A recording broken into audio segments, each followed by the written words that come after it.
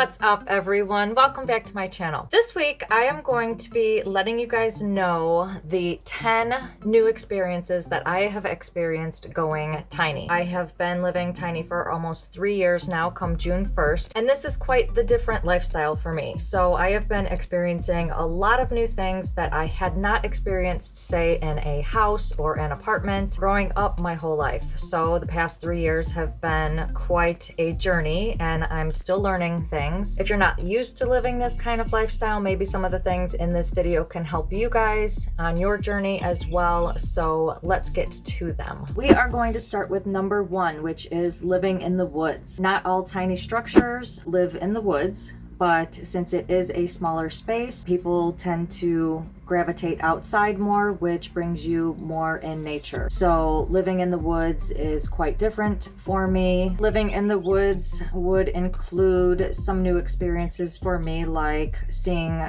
deer walk through my yard, families of deer just waiting in my yard. Like that didn't happen when I lived in an apartment or house. Having a fire pit. Although I have not used my fire pit yet, it is out in the woods. I have experienced for the first time ticks. So I had a tick or 3 sticking out of my skin and I had to pull them out. This also includes carpenter bees that I have been experiencing on my wood house. Now, this is not to say that these things wouldn't happen living in a house or in an apartment and then going outside in the woods, but this is more of a daily thing for me because my house is actually located in the woods. Living in the woods also has sap and pollen going all over everything. I'm living in Georgia right now, and there's this yellow pollen that gets all over the cars, and it comes from pine trees. This is just something that I have learned when I lived in an apartment or a house. We would park in a parking lot and there was maybe like 1 or 2 trees on each corner or whatever, but the rest was sky and air and nothing was really hitting the cars or anything. But now I'm surrounded by trees where this happens. I believe they said it's a seasonal thing, maybe 1 month out of every year. I am also seeing little lizards crawling around. There's also armadillos in Georgia. I have not seen one in person yet, except for some roadkill on the side of the road. There's just a bunch of different little creatures living here that, again, I did not experience living in an apartment or a house. I experienced squirrels and raccoons. That is it. But here there's a bunch of different little chipmunks, woodpeckers. There's a bunch of different stuff here living in the woods. Living in the woods has tall trees, like I said before, so if you need reception for your cell phone or for internet, you might have to cut down some trees. They had to do that for me here at the homestead. They cut down a couple trees in order for me to get an internet reception. Number 2, I have never experienced living in a campground before. Usually I am aware that RVs and campers and travel trailers and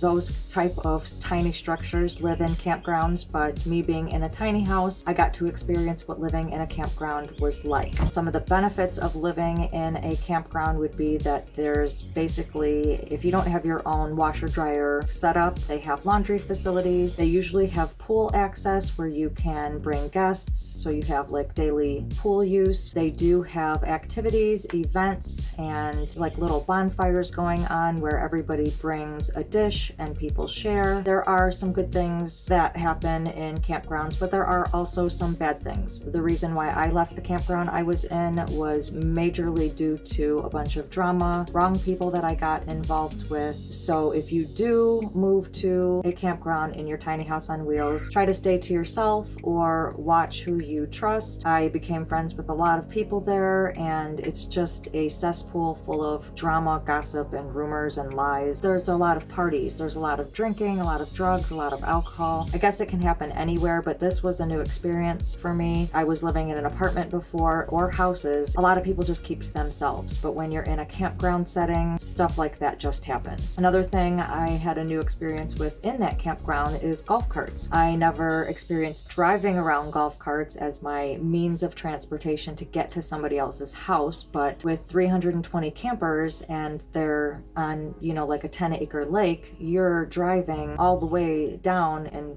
through paths and stuff to get to people. Sure, you can walk, but golf carts are a lot more convenient, and this is something that I actually want to bring with me even if I don't live in a campground. I ended up bringing my golf cart with me to the homestead that I'm staying at, and it comes in handy when I need to go get get packages or when I need to bring laundry, groceries. Number 3, I experienced freezing pipes. So depending on where you stay, if you're in an apartment or a house, usually pipes don't freeze because they are well insulated. But living in a house on wheels, I have experienced my pipes freezing several times. And this is usually when I lived in Illinois, where I had my pipes insulated and I had them double heat taped. They ended up freezing anyway, with the temperatures getting anywhere from below freezing and then to -20 sometimes in Illinois. It was bound to happen. Basically, I just learned how to defrost them, and then I learned how to prevent it from it happening next time, which is basically you let your water drip in the sink a little bit so that it's constantly flowing with water. It never freezes. Now here in Georgia, the pipes have frozen maybe 3 or 4 times. I chose not to insulate the pipes or heat tape them or anything like that, because when the pipes freeze here, the next day it heats up and it thaws in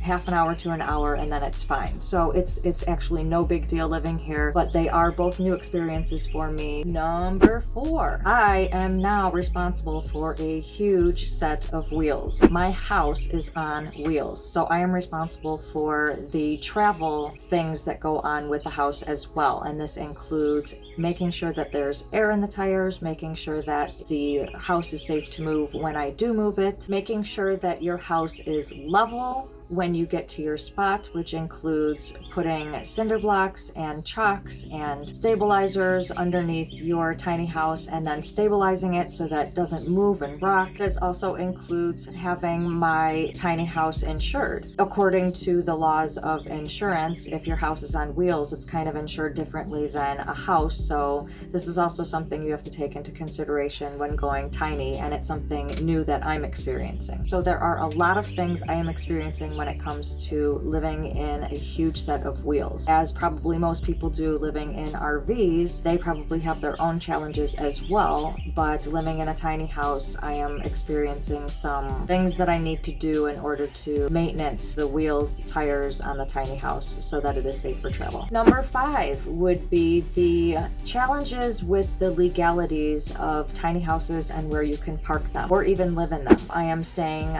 at a homestead right now, which it's legal here. I was staying in a campground, which it was a family-owned campground, so it was legal there. But now I am searching for some land to put my tiny house on, and I am running into some challenges. I'm starting in Tennessee, and there are 95 counties in Tennessee, and I had a realtor that I was working with. We were calling all of the counties. Many of them are saying yes, but many of them are saying no. Each county is different, each zoning is different, each building ordinance is different, so you have to call these places in order to make sure that your house is going to be okay, or make sure that your plan is going to be okay wherever you end up. So this has been a challenge for me, as I'm hearing it is for other people. Just take this into consideration while you're planning your tiny house journey, that you're going to run into some of these challenges. When living in an apartment or a house, you don't have to deal with the legalities of if you can stay there or not. They already have established that you can stay there. Your house isn't on wheels. You don't have to move it. My new experience would be having to deal with this all of a sudden, because I used to never have to deal with this. Number 6, I have a new experience of speaking at tiny house festivals. I have been to 3 tiny house festivals total, and I was asked to speak at the Georgia Tiny House Festival this past March. I was a speaker. I was asked to present me speaking about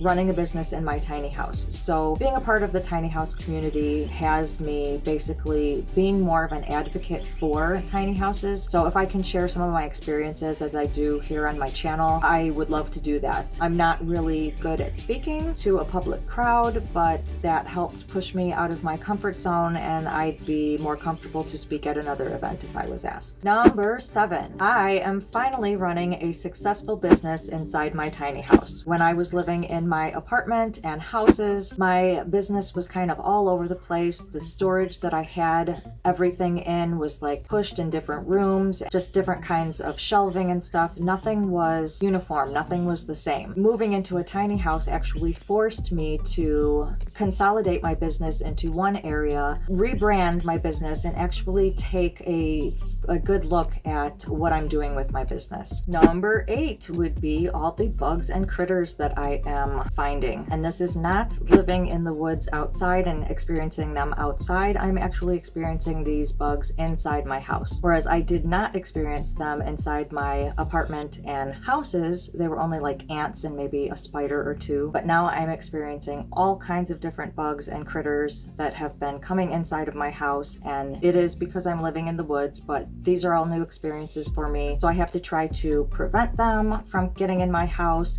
make sure I maintenance the house and caulk and do all that stuff to prevent them from coming in. Number 9, living in 224 square feet has made me experience mold a lot easier. So I've had a couple situations where I've had mold in my house. The first experience was in my washer dryer combo, and that was because I was not leaving the door open to let the cycle or the inner lip dry after each cycle. So it created mold on a bunch of clothes because I was using the drum to store my clothes as like, say, a laundry basket. The second time I experienced mold was in 3 of my incorrectly placed vertical hopper windows. I have mold in all 3 of them, so this is a new experience for me. Usually houses are insulated better, and something that I'm learning is that, you know, I have 19 windows. I need to open them a lot more to let ventilation through, to let air through, and this is what I'm learning from the tiny house community, which leads me into number 10. You get to meet like-minded people who can help you with your journey, and you can help them. You guys can share ideas. You go to events and meet people there. You can go to different communities and share ideas. You can join different groups on Facebook as well in order to be more a part of this community and learn this new experience of living tiny. Of course, people living in houses and apartments and other structures are going to experience some of these same things, such as, say, bugs, but again, living in my apartment, I did not experience all of those bugs. Living tiny can be quite the challenge for some people, especially if we haven't been living this lifestyle our entire lives. I'm glad I get to learn different things at the places that I stay, from the people who have the experiences, and from new people that I meet. So hopefully this video can help you guys too on your journey. If you guys like this video, please give it a big thumbs up, and don't forget to hit that subscribe button below and click the notification bell so you can receive a notification every time I post a new video, which is every Sunday. Thank you guys so much for watching. I'll see you in the next video.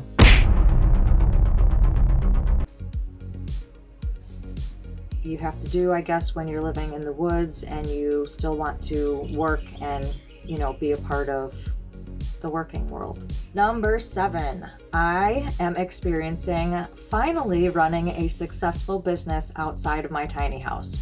Or inside of my tiny house, shall I say. Let me start over. If you are in an... So in the end, living tiny is quite the different...